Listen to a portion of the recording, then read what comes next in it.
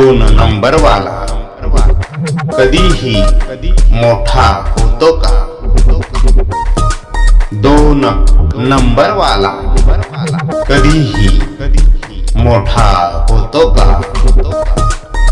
गळे कापणारा अमर कधी येथे होतो का? गळे कापणारा अमर कधी येथे होतो का?